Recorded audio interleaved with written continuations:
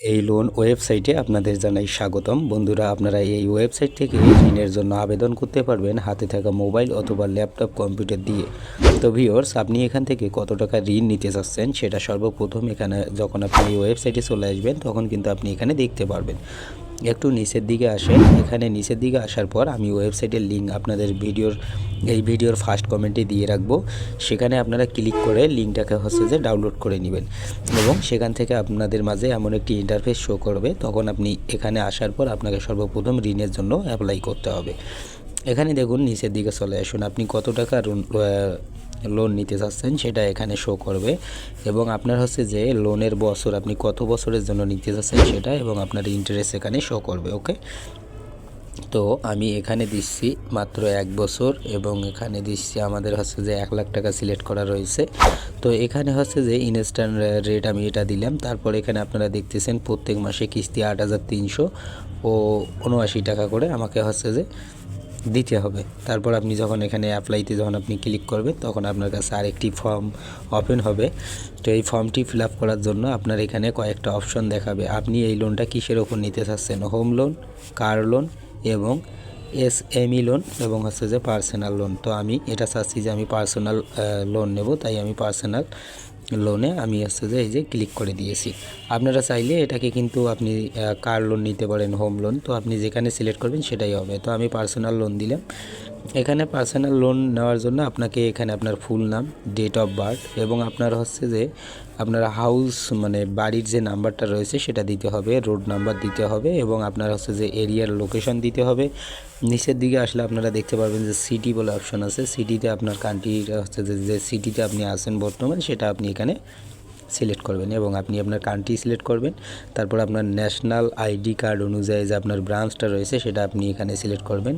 আপনার contact number, একটা email এবং আপনার যে প্রফেশন, এখানে আপনি আপনার অ্যাড্রেস দিয়ে দিতে পারেন। এখানে আপনি একটু নিচের দিকে চলে আসলে আবার এখানে দেখতেছেন এটা ইয়েস থাকবে। তারপর রিকোয়েস্ট লোন অ্যামাউন্ট, আপনি কত টাকা লোনের জন্য আবেদন করবেন সেটা সিলেক্ট করবেন।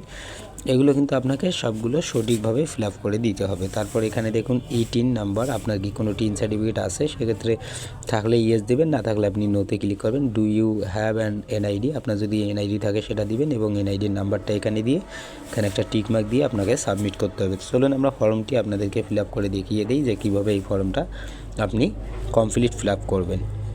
তো এই মুহূর্তে দেখতে পাচ্ছেন আমরা কিন্তু সবগুলো একদম সঠিকভাবে ফিল আপ করেছি। এখন আমরা কি করব, নিচে এসে সাবমিটে ক্লিক করব। এখানে দেখুন যে পার লোন যে check your loan application form ভি যে আপনাকে দেখাবে এমনটা। যদি আপনার যে সমস্যা হয়ে থাকে সেক্ষেত্রে আপনাকে এখানে একটা কন্ট্যাক্ট নাম্বার দেওয়া হবে।